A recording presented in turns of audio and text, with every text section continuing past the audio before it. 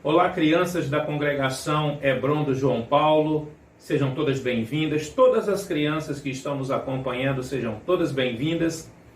Para dar as boas-vindas para vocês e para dar início à nossa aula, eu vou convidar 4 professores. Eu vou convidar o professor Ramon, eu vou convidar a professora Jennifer, o professor Amaral e a professora Terezinha. Vamos todos cantar juntos?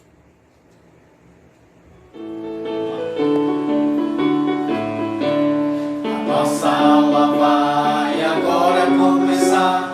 Ao nosso Pai rogamos que nos venha abençoar. A nossa aula vai agora começar. Ao nosso Pai rogamos que nos venha abençoar.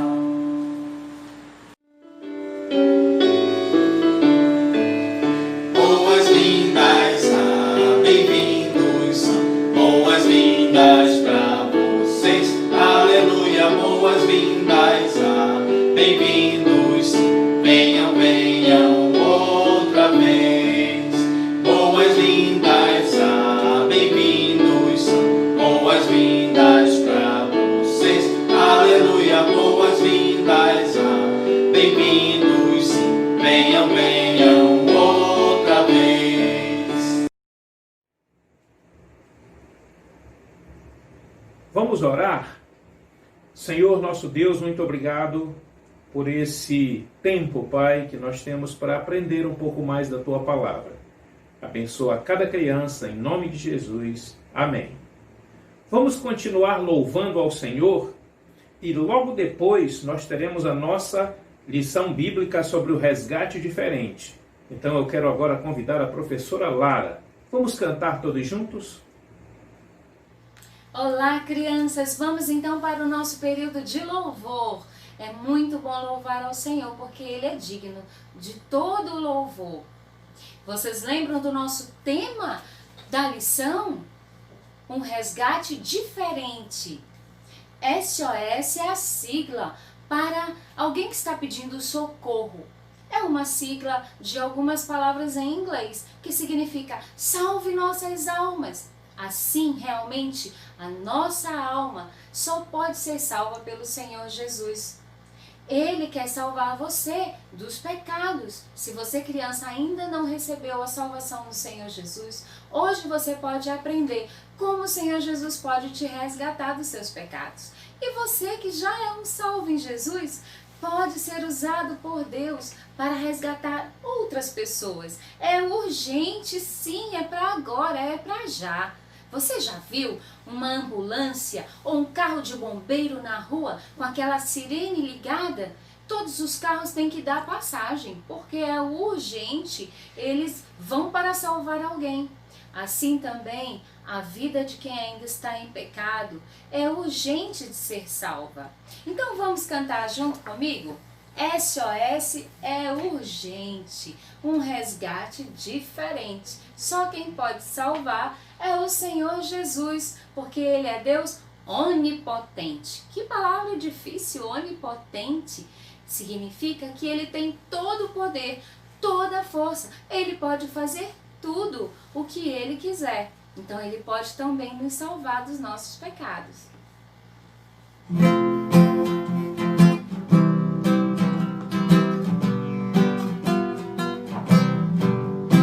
SOS é urgente, um resgate diferente.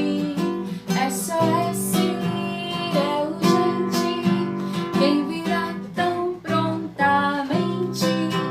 Tem bombeiro experiente, tem treinamento competente. Só Jesus que já venceu, pois é Deus onipotente.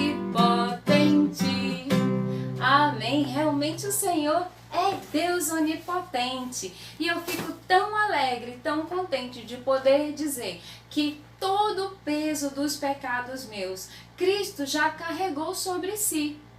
Você já carregou um peso bem pesado? Faz aí como está pesado. Sim, todos nós, sem o perdão do Senhor Deus, estamos assim, pesados com os nossos pecados.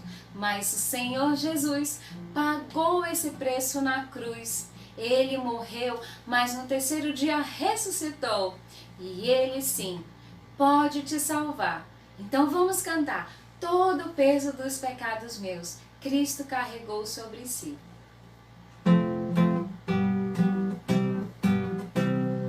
Todo o peso dos pecados meus, Cristo carregou sobre si.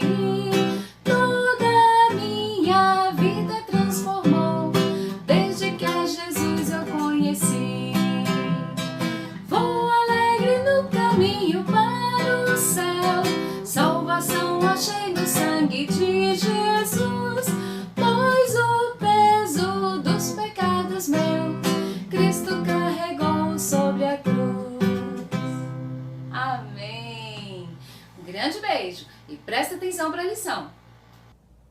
Olá, crianças! Nós vamos continuar na lição de hoje aprendendo como Noemi e Ruth perceberam que um resgate diferente estava para acontecer. Mas antes eu queria te fazer uma pergunta. Você conhece alguém aí na sua casa, ou na igreja, ou na sua escola que usa óculos? A tia usa óculos, né?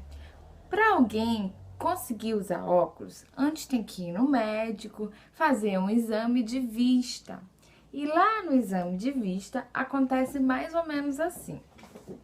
O médico coloca uma tela com letras, com números, com coisas assim, e ele coloca um pouco longe, sabe? Bem longe, assim.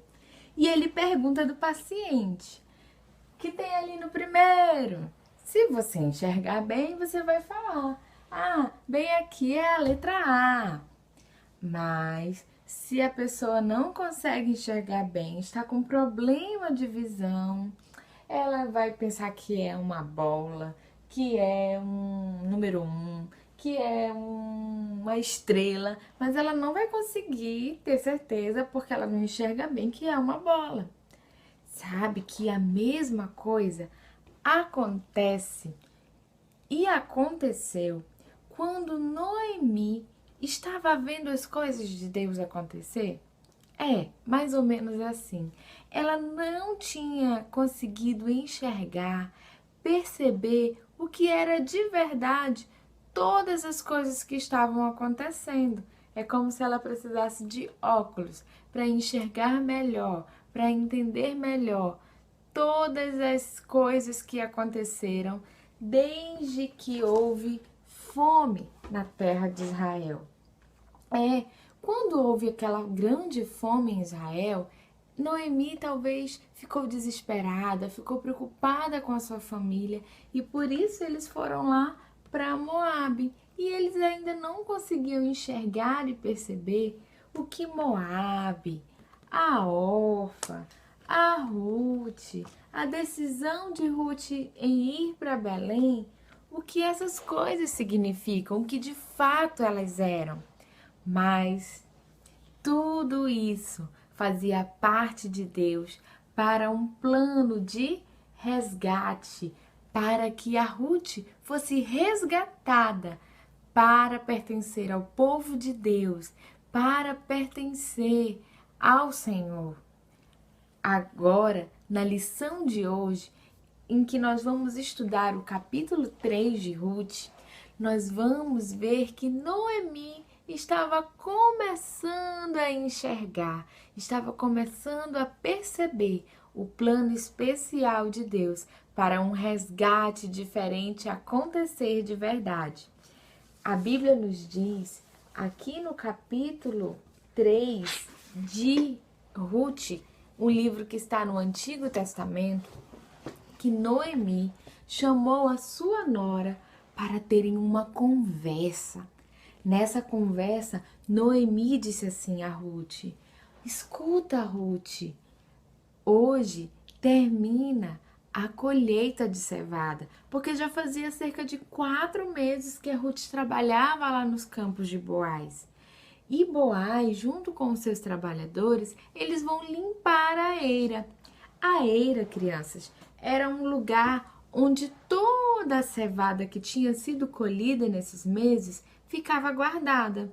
No final da colheita, os trabalhadores se reuniam junto com o dono do campo para limpar, quer dizer, separar os grãos bons do restante que era palha, para limpar, deixar somente o que era possível para comer e para vender, do restante que era palha e não era usado. E aí, quando eles iam fazer essa peneira, eles trabalhavam tanto que no final era servido um grande banquete, como uma festa, uma comemoração por tudo aquilo que eles tinham colhido, né, nesses meses. E o povo de Israel, ele sempre reconhecia que esse tempo da colheita era mesmo uma bondade de Deus para com eles, era uma bênção de Deus. E assim eles terminavam em festa, em comemoração. E aí, depois que a Noemi explicou sobre a limpeza da eira, ela pediu para que Ruth se arrumasse, se aprontasse, colocando seus melhores vestidos, também se perfumando, e que ela fosse até a eira encontrar Boaz. Noemi disse que Ruth deveria fazer um pedido a Boaz para que ele fosse o seu... Isso mesmo, para que ele fosse o seu parente resgatador. Se você ainda não entendeu bem o que significa o parente resgatador, hoje é o dia de você aprender. Ruth, ela havia se casado lá em Moabe com Malom, filho de Elimeleque e Noemi. Só que Malom morreu, lembram disso? E ele foi sepultado lá em Moabe. Ela ficou viúva. De acordo com a lei de Deus, as viúvas, para não perderem as terras da família, para não ficarem abandonadas, ficarem mesmo sem pertencer a uma família, a lei de Deus havia estabelecido um tipo de casamento. Casamento levirático. Essa palavra levirático pode parecer assim estranha, mas sabe o que ela significa? É cunhado. A viúva poderia se casar com o irmão do seu marido. Mas como o irmão de Malom já estava morto, Quilion, ela poderia se casar com um parente mais próximo, o parente resgatador. O resgatador, ele podia se casar com a viúva para que ela não ficasse abandonada. Ele podia pagar, comprar todas as terras, as propriedades que pertenciam àquela família para que eles não perdessem. E também o parente resgatador, ele ia ter filhos com aquela mulher que ele se casasse. Esses filhos, eles iam ser herdeiros, mas era como se eles ainda fossem assim, os filhos de Malom. Eles iam suscitar o sobrenome, o nome do primeiro marido. O casamento levirático era o plano de Deus para que aquela família, para aquela linhagem não ficasse esquecida em Israel.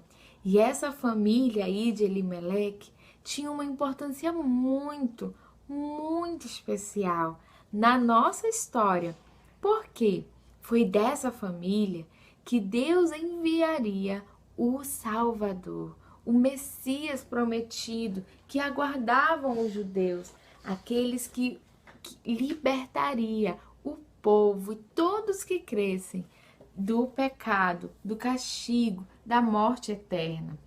Na lição da semana que vem, você vai entender ainda melhor sobre o nascimento de Jesus, que veio da família de Elimeleque, de Ruth, de Boaz.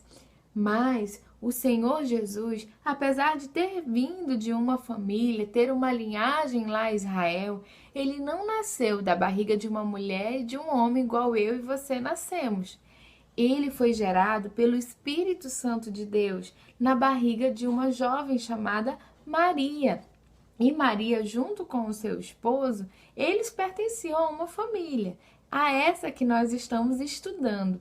E então, quando Jesus nasceu aqui neste mundo, como ele não era assim descendente de um homem, de uma mulher assim de sangue, de carne e sangue, ele foi gerado pelo Espírito Santo de Deus, Jesus não nasceu com pecado.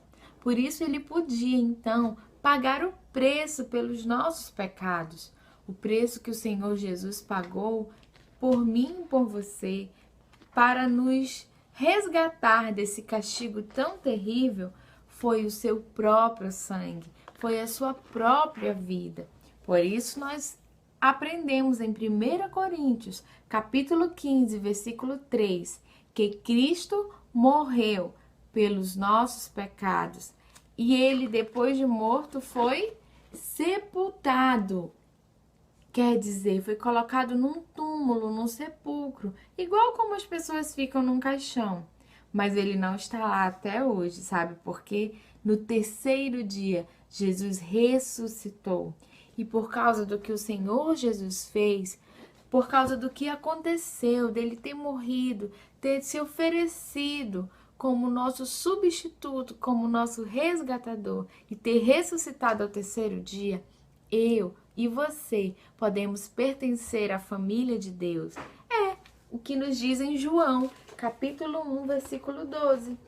Mas a todos quantos o receberam, deu-lhes o poder de serem feitos filhos de Deus, a saber, aos que creem no seu nome, aqueles que creem em Jesus e no que ele fez na cruz, recebem o direito de se tornarem filhos de Deus, de pertencerem à família de Deus.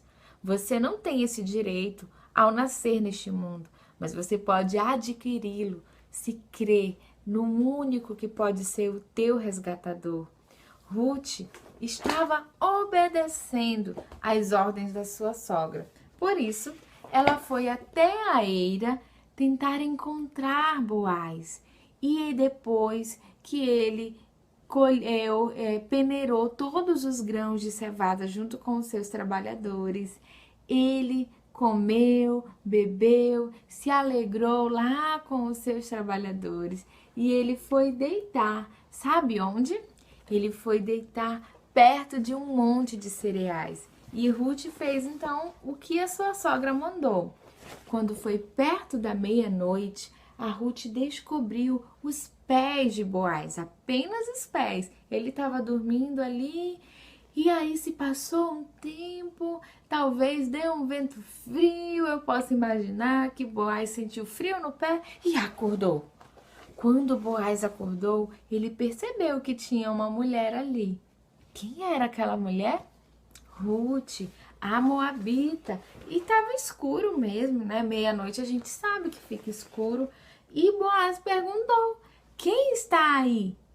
Ruth disse assim, sou eu, Senhor, sou Ruth. E estende a tua capa sobre mim, porque tu és o resgatador. Ruth pediu para Boaz resgatá-la, se casando com ela, comprando as terras que pertenciam ao seu marido e também suscitando herdeiros para aquela família. Será se Boaz aceitaria ser o resgatador de Ruth? Na próxima aula vocês vão saber se esse resgate diferente aconteceu. Mas agora vamos agradecer ao Senhor, porque o meu resgate e o seu resgate já aconteceu e foi lá na cruz. Senhor Deus, muito obrigada, porque o Senhor nos amou e enviou o teu Filho para o nosso resgate. Em nome de Jesus. Amém. Não perca, na próxima aula, o resgate diferente. A nossa aula vai agora terminar. Ao nosso Pai rogamos que nos venha acompanhar. A nossa aula vai agora terminar. Ao nosso Pai rogamos que nos venha acompanhar. Muito bem, crianças, muito obrigado pela sua atenção. Que Deus abençoe, que Deus fale ao seu coração e até a próxima aula.